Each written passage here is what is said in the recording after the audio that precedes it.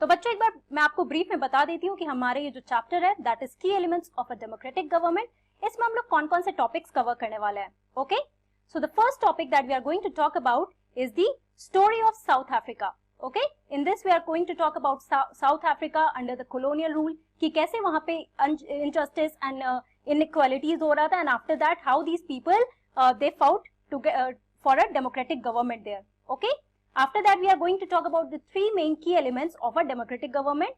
In this, the first one is participation, the second one is need to resolve conflict, and the third one is equality and justice. तो ये हमारे तीन main elements है बच्चों हमारे democratic government के, और एक एक करके हम इस पे डिस्कशन करेंगे.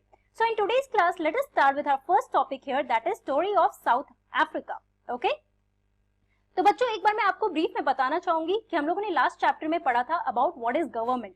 तो हमने देखा था that government is a system in which group of people they run a state और कंट्री और एन ऑर्गेनाइजेशन जहां पे they use to work according to the given rules, right.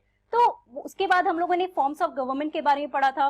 We read that they are mainly three forms of government, three और more forms of government. लेकिन जो हमारा main था उसमें हम लोगों ने देखा था monarchial form of government in which there is a king और क्वीन और एन एम्परर और एम्प्रेस, राइट. एक सिंगल रूलर होता है. After that in that we also saw that dictatorship के फॉर्म में भी गवर्नमेंट होता है, एक डिक्टेटर होता है, ऑटोक्रेटिक गवर्नमेंट होती है, right. And then we talked about the democratic government, that is our country, that India is a democracy. हमने अपने कंट्री का एग्जाम्पल लिया था, that is the rule of people.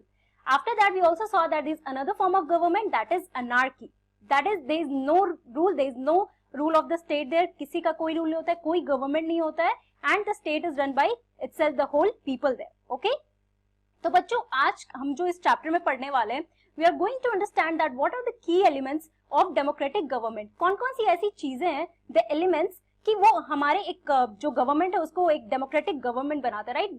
Because of that we call our country as a democracy. Okay, so we are going to talk about those key elements. लेकिन सबसे पहले हम लोग साउथ अफ्रीका का example लेते हैं. लेट अस अंडरस्टैंड कि India के अलावा वर्ल्ड में what was going on in different countries. तो उसमें आपकी बुक में एनसीईआरटी में साउथ अफ्रीका का एग्जाम्पल दिया हुआ है. So let us start with it. Okay, now first of all let us know where is South Africa located. तो आप लोगों ने ज्योग्राफी में भी पढ़ा होगा that it is in the southern most part of your African continent. Okay, you can see here this is your South Africa, the whole region here, this is your South Africa in Africa continent. So South Africa, a country located in southernmost part of the African continent. Okay, अब हमें इसका location तो पता चल गया है. अब हम पढ़ते हैं कि यहाँ पे क्या सिनारियो था उस टाइम पे. So South Africa is a country that has people of several races, people belonging to different races, they have different skin color. तो वहाँ पे साउथ अफ्रीका में बहुत सारे different races के लोग रहते थे. Now let us see who these people were. So there are black people who belong to South Africa. जो लोग वहाँ पे साउथ अफ्रीका में रहते थे वो black people थे. Okay, whites who came there to settle and the Indians who came as laborers and traders.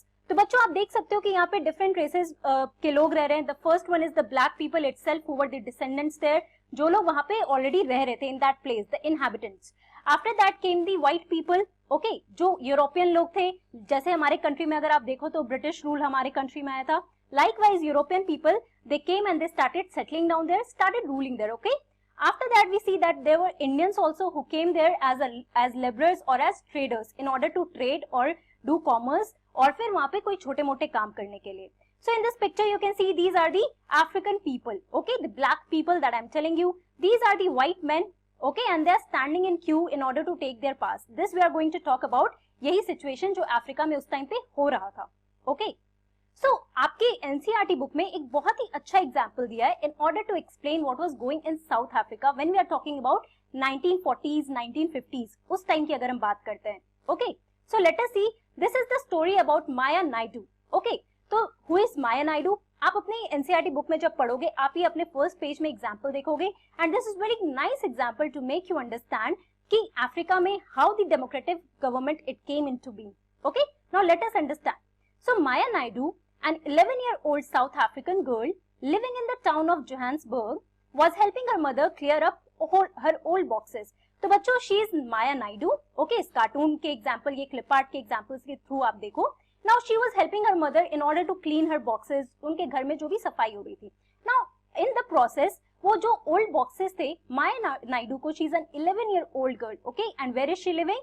She is living in South Africa, the city or the town of Johannesburg. It is located in South Africa. आप map में भी इसे locate कर सकते हो. Okay? तो यहाँ पे while she was clearing up these old boxes, she found so many old pictures, old photos, and she was very much curious to know that what are these photos all about. बहुत सारे photos थे. In that she saw photo of a young boy, and that is why she asked her mother that what is this all about. Okay? Okay, बच्चों. Now let us go back into the history of South Africa and understand what was the situation there when we are talking about the year 1940s, 50s. तो उस time पे क्या scenario था. Okay? So her mother explained her when she was very curious to know that what are these things, what are these photos, and wanted to know the explanation about it. So her mother explained that South Africa was earlier governed by apartheid laws. Okay? अब ये क्या होता है बच्चों? You are learning this term right now. You must not be aware about the term that is apartheid. Okay? तो south Africa में उस time पे कैसे वो कंट्री कैसे गवर्न हो रहा था? So it was governed by this apartheid laws. Now let us understand what is this apartheid. Okay? So apartheid means separation on the basis of race. जैसे मैंने आपको बताया, हम लोग अपने फर्स्ट पॉइंट में यही देखे that South Africa is a country where people from different races they live there. So the blacks also, the Indians also as the laborers or the traders or the whites who came to settle there, and eventually they started ruling there. Okay? So what happened? South African people, they were divided into white, black, Indian and colored races. Right? तो आप देख सकते हो different races के लोग रह रहे हैं, people from of different colors they are living here. तो obviously this place was now ruled or governed by this method of apartheid.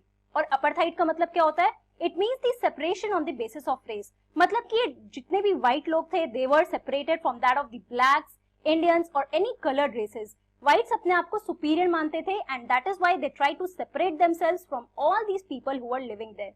Okay?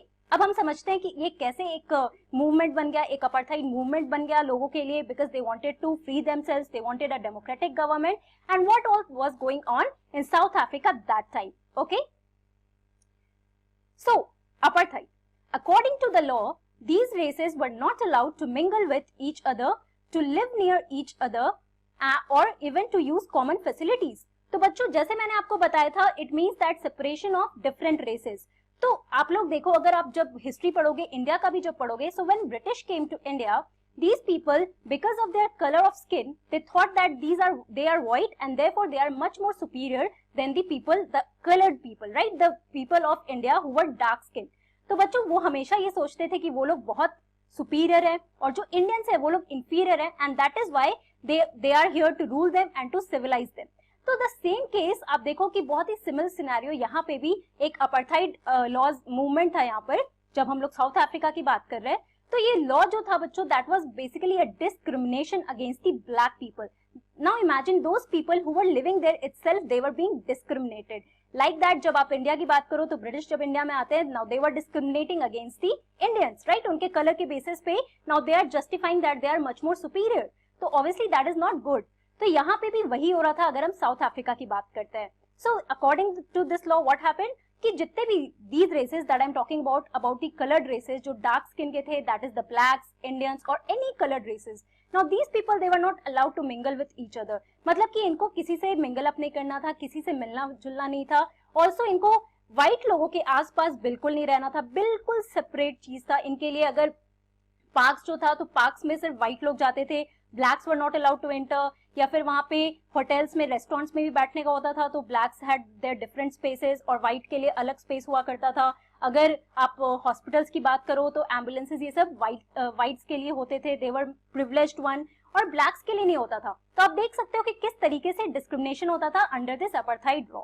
Okay, so they were not allowed to live near each other और they were not even allowed to use common facilities. जैसे मैं आपको बता रही हूँ, जितने भी facilities थे उस टाइम पे, the black people, they were not given, they were not entitled to these facilities. Okay, now you can see in this picture here that here is the notice written there for use by white persons. अब यहाँ देखो, कोई भी चीज पे हमेशा की कौन सी चीज व्हाइट लोगों के लिए स्पेसिफिकली है, तो ये उनके लिए एक मैसेज, एक बोर्ड लग जाता था that these public premises and the amenities thereof have been reserved for the exclusive use of white person. Now you can see the discrimination here that is happening against the black people in South Africa. Okay, तो यही था हमारा apartheid. उसके बाद so apartheid was used in the 20th century from 1948 to 1994. Okay, तो जैसे मैं आपको बता रही हूँ, इसका टाइम पीरियड आप देखो 1948 से शुरू होके ऑलमोस्ट 1994 तक चला, right? So in those days hospitals were separate and so were ambulances. An ambulance meant for white people would always be well equipped while one meant for black was not. तो बच्चों जैसे मैं आपको बता रही हूँ कि जो हॉस्पिटल्स भी थे तो इस हॉस्पिटल्स में दोनों के जो ब्लैक लोगों के लिए हॉस्पिटल्स थे, जो व्हाइट लोगों के लिए हॉस्पिटल्स थे, काफी सेपरेट था, okay? And also that the ambulances, मतलब जिस एम्बुलेंस पे किसी पेशेंट को कैरी करना होता था तो जो व्हाइट पीपल के लिए जो एम्बुलेंस आता था दैट वाज वेल इक्विप्ड, मतलब उसमें oxygen gas, medicine, emergency kit सब कुछ रहेगा. But for the black people जो भी एम्बुलेंसेज हुआ करते थे that was not well equipped, okay? So you can see the discrimination here again, right? So there were separate trains and buses. Even the bus stops was different for black and white people. तो क्या हो रहा है बच्चों ये apartheid movement में? तो basically कि यहाँ पे जो ट्रेन्स और बसेस भी थे in which people used to travel, तो जो व्हाइट्स के लिए जो ट्रेन्स हुआ करते थे, जो बसेस हुआ करते थे, काफी डिफरेंट होता था. एंड ब्लैक्स के लिए जो होता था बिल्कुल डिफरेंट होता था. इनफैक्ट बस में जो black were not allowed to sit, अगर कोई ब्लैक बैठे हुए है and the white person is standing, they had to offer the seat to the white person, okay? Now that is how they were again totally being discriminated in their own place. You can see here कितना ironical ये चीज है कि आपके अपने जगह पे आपको discrimination मिल रहा है just because of your skin color. Also what, यहाँ पर आप इस पिक्चर में देखो that the people here, white लोगों के लिए अलग बेंच है और यहाँ पर आप देखो black के लिए अलग बेंच है. Likewise यहाँ पे बस स्टॉप भी बिल्कुल अलग अलग इनके डिस्टेंस पे होता था, okay? Also non-whites were not allowed to vote. देखो वोटिंग राइट्स भी किसके हाथ में थी? Only the people who were whites, ताकि वहां पे जो रूल कर रहे हैं they could only choose the Europeans there, वो अपना पावर वहां पे मेंटेन कर सके, because they were knowing that if the black people they were not given, if they were given a chance to vote, obviously they will outcast all the white or the Europeans who were living there, who were settling there, right? So non-whites, that is the black or the colored races, they were not allowed to vote. The best land in the country was reserved for the white people and non-whites had to live on the worst available land, okay? तो जितने भी अच्छे land थे उस पे कौन settle down कर रहे थे? White people. और जो नॉन व्हाइट्स थे, जो ब्लैक्स थे, they were given the worst land. Thus blacks and colored people were not considered to be equal to whites. यहाँ पर आप देख सकते हो how unequal situation is happening there for the black people because they were not treated equally. हर चीज जो exclusive use के लिए था वो सिर्फ व्हाइट पीपल के लिए था, right? For the Europeans who were coming to settle there. और यहीं पे इन सारी चीजों की वजह से एक मूवमेंट शुरू हुआ and according in this movement, in this apartheid movement, these black people they started protesting against the whites, okay? Now you can see here some of the protest. In this picture you can see that two women are standing with placards in which it is written, women do not want passes, with passes we are slaves. Now they are always, you know, they are being considered as slaves. अपनी country में they are not given the rights that they deserve, right? Also you can see one line here, the staircase, you can see it is used for non-European people. This staircase is for non-European people and this staircase is for Europeans only. तो आप देख सकते हो किस तरीके से discrimination होता था. In fact in stairs also it was not allowed that the whites and blacks can go on together on one stair, okay? तो बच्चों आज की क्लास में हम लोगों ने क्या पढ़ा? We took the case of South Africa and in that we talked about the apartheid law. Okay, हमने देखा कि साउथ अफ्रीका में बहुत सारे रेसेस रह रहे थे. People of different races were living in this place. The blacks who already lived there, the whites or Europeans who were coming and settling down there, and also the Indians who were coming there as laborers or traders, right? और उसके बाद हम लोगों ने देखा कि how was South Africa governed through the story of Maya Naidu that is given in your NCERT book. हमने देखा कि उसकी मम्मी उसे बताती है that time South Africa was ruled, governed or ruled by apartheid laws. And what is apartheid? It is the segregation or discrimination against the black people or the people with colored races, right? तो obviously ये सारी चीजें हम लोग को आज के class में पता चला about how black people were discriminated on their own land.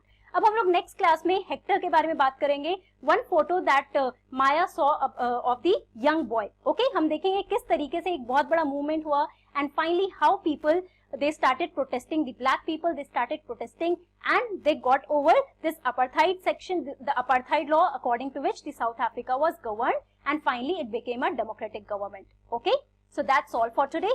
Thank you very much. Have a nice day.